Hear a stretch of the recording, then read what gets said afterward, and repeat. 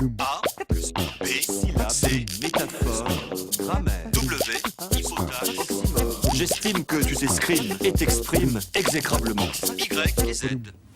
Les verbes du premier groupe, infinitif en et comme planter, ne prennent pas d'es à l'impératif singulier, plante, alors qu'ils en prennent un à l'indicatif présent, tu plantes. La raison en est historique, mais pas comme on croit.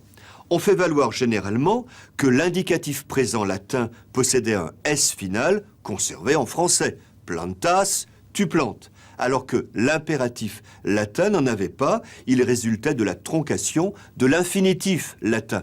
Plantare donne planta, donne plante. C'est vrai, mais il s'agit d'une relatinisation de l'impératif français. Car ce prétendu impératif, c'est de l'indicatif.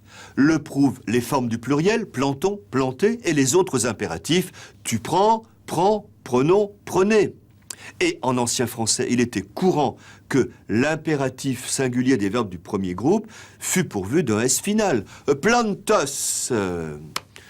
À la Renaissance, les grammairiens y ont mis bon ordre sur le modèle du latin. Ils ont décidé que la forme avec S serait celle de l'indicatif présent, tu plantes, et que la forme sans S serait celle de l'impératif singulier, plante.